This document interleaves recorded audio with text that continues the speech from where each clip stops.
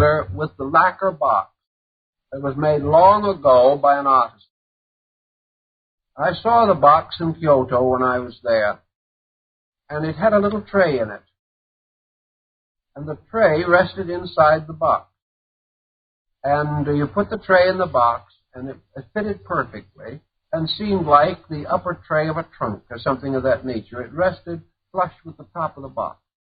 But the dealer put his hand in the center of the tray and pressed down on it, and the tray went down. He lifted his hand, the tray came back up again. The tray was floating on air. The lacquer fitted so perfectly that the tray floated on the air pressure. Now, this was made a long time ago. It was made of wood. Certainly it had been beautifully lacquered. But this wood had gone through expansion and contraction for 100 years, and still the tray fitted perfect. And as this little man told me, and he's involved, is one of the characters that fit together to make the personality of Mr. Nakamura, this little man told me, he said, this is what we call work with insight. This is another dimension of integrity.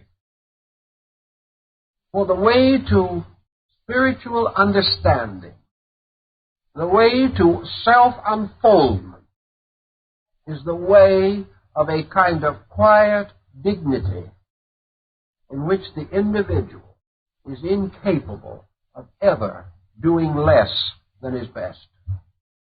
It just doesn't appear to him conceivable that he could. The way of haste, the way of imperfect workmanship, the way of indifference to labor, the way of indifference to problem, the way of indifference to anything, the easy way, the quick way, the cheap way. These can have no place in the consciousness of this person searching for enlightenment. For if he has this at one extremity of his consciousness, he will never have integrity at the other. It's simply impossible. He can never rise out of his own compromise until inwardly he experiences the impossibility of further compromise. He must do it right. Therefore, to love God on the one hand and do a sloppy job on the other, these are incompatible. These tear the individual apart psychically. Now, it might seem that this doesn't mean too much, but as the great dragon is said to be the result of many little dragons, so the great disaster is always the result of innumerable little disasters, and the most terrible of small disasters is compromise. So the person learns that the way of self-unfoldment is a way of completeness. We are seeking to become complete. We must therefore think and live and feel with all intent that all things shall be as perfect, as beautiful, as possible, in order that in this way we may offer a peculiar symbol, the symbol of our own dedication to value, and that this offering is the one most acceptable in the sight of the Most High. Therefore, we come to the substance of our main thought of the evening, and that is the elements which go to make up the nature of this transcendent being, which is nothing more or less than our transcendent selves. It is our self seen with honor. It is the individual who honestly and sincerely and without pride and with factual certainty can look into himself and say, here is a fellow that is really making a good try. A little dangerous to say that here's a fellow that's good, but it is perfectly permissible to say that here is someone that is sincerely and honestly making a good try. That everything possible in the life is being brought into a pattern of value, of integrity. Not for the sake of becoming spiritual, but because actually it is only this unity of value that can make a person happy, make him contented, make him able to live conveniently and comfortably with himself. This person can go to sleep with a good conscience and can wake up into a world of wonders where there are more things to be done. The person who has this attitude cannot be bored and can never find an uninteresting universe, nor can he ever dedicate his total attention to some useless and meritless purpose. We have values coming through. To waste time is to waste value. But to use time desperately is to waste time. All things must have their rightness and their properness. And out of this gradual integration on the 4 levels of the castes, the 4 levels of our own contemplative existence, extending through every phase of our activity, personal and collective, individual and universal, there gradually comes into integration nothing exceptional, because as Daruma in the Zen points out, the end of all growth is that we shall not have something exceptional. Because something exceptional is like a thorn or a horn sticking out somewhere for something to stumble over. We are not seeking to be exceptional. We do not regard reality as exceptional. We would rather say the person who lives badly is exceptional.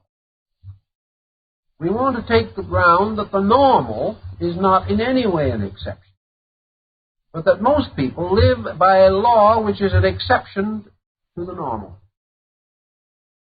And what we wish to produce in the end is not a person worthy to be a god, or a person who has risen triumphantly above the consciousness of his neighbors. What we are trying to produce out of all of this is an individual of simple, normal, reasonable, orderly attitudes. One who means what he says and says what he means, and at the same time is instinctively gentle and instinctively kind. One who is able to estimate through things into the value within them and behind them. When he speaks, thinks not only of what he wants to say, but of the capacity of his listener to understand. Who achieves all things in a proper, gracious, gentle manner. This person is now no longer psychic stress-ridden. He is quiet. He is orderly. He is composed. He has achieved that integration by means of which he is in a relationship with universal life that is real. He has obeyed all things according to the law of his own being and of the law of universal being. The reward of this simple adjustment is rapport with reality. This person experiences reality. He experiences it either in meditation or through discipline, because there is no conflict to destroy it. There is no illusion to tear it up. The individual, very quietly, also experiences reality simply and humbly. He is not in the midst of some fantastic experience which he wishes to tell all his friends. The things that come upon him come quietly, as a small voice speaking in the night. The truth comes in without fanfare, without tremendous announcement of itself. The values simply operate because man permits them to operate. And when the individual ceases to be his poorest self, he becomes his divine self. He cannot train or condition or unfold or educate the transcendent being any more than he can instruct God on how to run the universe. Actually, the only thing he can do is to train, educate, and control those phases of himself by which the transcendent being is inhibited and prevented from functioning. So the individual who removes his own errors stands in the face of truth. For he is never divided from truth by anything but his own mistake, his own wrong psychological integration. But how powerful this wrong integration can be attested by the fact that it has burdened man since the beginning of known time. Man has fought for this reality since the dawn of recorded history and long before. And only a handful have found it. Because in a very few instances has the individual actually been able to break through the illusion which he has created around his own conduct. He has not been able to be simple. He has not been able to be straight. He has not been able to be kind. He has not been able to get selfishness, and self-purpose, and self-will out of the compound of his own nature. And he has suffered and died from these since the dawn of things. But it is not necessary that it be so. Because for each individual there must be ultimately this awakening. This awakening into the beauty of the individual who is the gardener because he simply loves the roses. That there is no other value involved. That is what he wants to be. And if his desire to be real is greater than his desire to be something that is not real, he will achieve. And his achievement will be the beginning of all of the good things which he seeks. It is wrong to seek the good things first. The Scripture tells us the correct order beyond doubt. Seek ye first the kingdom of heaven and its righteousness, and all these other things shall be added unto you. Most people start seeking for all the other things first. Therefore, the kingdom of righteousness is not experienced. It's never found. But if man seeks that first which is first, the result of this direct, simple achievement is that everything else that is necessary is immediately there. But if sought for its own sake, these other things, or this other thing, will never actually be found. The transcendent being is therefore actually the archetypal integration, the normalcy, the quiet, meditating figure seated in the heart, which by its own extension can move itself, not only into any part of the body, but into any part of the mind and the soul, the emotions, the consciousness, that this transcendent nature is what it is simply because it transcends that which is less than itself. And this transcending means that by value and power and purpose and substance, it is superior. And this superior being is always represented in one of these quiet postures. The superior being never waves a flag, never rides off in triumph, never receives the plaudits of the multitude. The superior being never senses itself as giving orders and announcing its decisions, or passing judgments, or criticizing or condemning. The transcendent being is always represented in this highly meditative, highly mystical relationship with life. It is that which exists only in its own nature. It exists in the supreme quietude of things. Not a quietude from sound alone, but a quietude from stress. When so experienced within, it is a self made available. It is the northern Buddhistic idea of the redeemed self. It is not the final nirvanic nature, because nirvana and the paranirvana go far beyond this point. But this is the self that merits heaven. This is the self for which the Western paradise of Amitabha was brought into existence.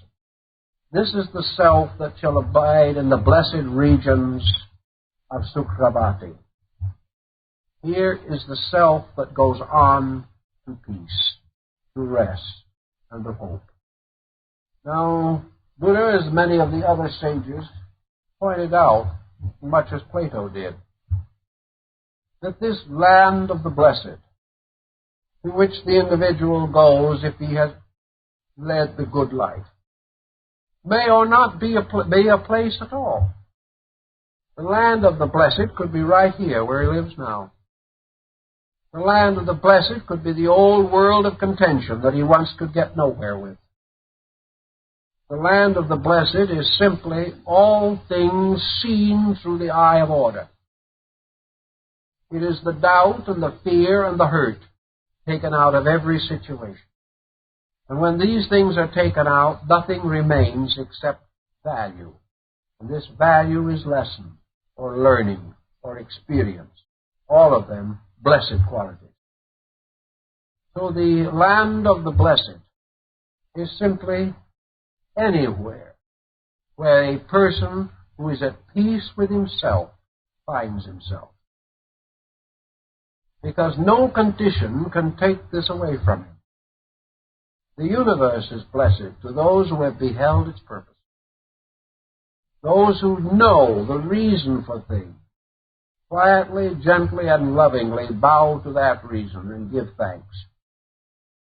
It is the one who does not know that forever fights and struggles and dies in the desperate effort to live. So the quiet nature of the transcendent being views all life, whether in this region or any other region, with the moderate contemplation, which is, however, not cold and not detached. Much has been said concerning how the transcendent nature shall view that which it once experienced in pain, or in turn shall view that which it shall experience in joy. Shall the transcendent nature say, "Oh, goody, goody"? Shall the transcendent nature give thanks? There is the story of the good soul, the transcendent nature, that was rewarded after death by being transported into the paradise of Indra. After this good being, who had been a good king and ruled his people wisely and lovingly, had remained in the paradise of Indra for some time, enjoying everything, he said to himself, I must have been a good king to deserve this, and instantly he fell into the lowest regions of perdition. So that the mind again determines the mystery of the transcendent being. According to the esoteric metaphysics relating to this, the consciousness of the transcendent being to life, to that which it has known, to that which it hopes to know, is not cold. It is not viewing all things as some gray dream. It is not giving thanks that at last it is free. It is not even hoping for freedom. It is simply experiencing a strange, quiet warmth, which Buddha refers to as compassion. He refers to it as a kind of love emotion, which is not an ardency such as we know it, but is the quiet love of truth, the love of reality, the joy of the parent beholding joy in the eyes of the child.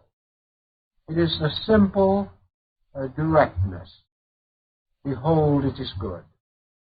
And in this directness, a prayerful faith, a constant internal recognition that is always warm and always wonderful, because to the true truth seeker who has found the transcendent being, all things are forever wonderful.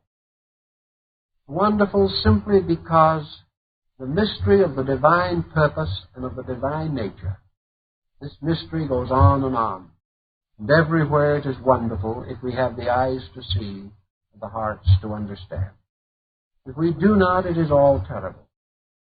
So the transcendent being that has found peace has also found the wonder of the small child, that opening its eyes into a new world, sees everything wonderful, filled with hope and aspiration, no longer of immaturity, but still of childlikeness. The child that accepts with gladness the reality and goes on, fully convinced that it is being properly and definitely guided in a universe in which there are no mistakes, no errors, and no deceits. All these things have to come. They come slowly and gradually and wonderfully. But this great journey, as Buddha says, begins with the first faltering step. And each person who wishes to escape from the smallness that hurts him must gradually achieve the greatness which sets him free. And this greatness is this greatness of simple, direct acceptances and dedications that are so natural, so inevitable, that we only make these moves because we can't help making them. While we can stop ourselves, we have not attained. Because when the time is really right for us to embrace the truth, we do so simply because we cannot help it. It is the only thing we want to do. And this must mean that other desires less commendable have gradually been transmuted by the mysteries and processes of life. Thus we gradually build a new self, a self which can be free from body and inhabited, a self which can ride upon the gay birds of heaven like the Taoist immortals, a self that in the body still is free, and that yet free is forever true to the needs of the body which it occupies. A soul free of life, but ever mindful of life. A soul that inhabits space, but can at the same time lovingly comprehend the mystery of time. For that which we grow out of, we always leave behind with love. That which we try to walk out of, we may leave behind with hate. But what we outgrow, we also understand. And with infinite patience, we can regard that which was once our own, but which is no longer our own. So by degrees, this transcendent self emerges as the product of this total realization. A realization that touches, moves, changes every atom of our beings. Well, I guess the time is up, so we'll see you again a week from today.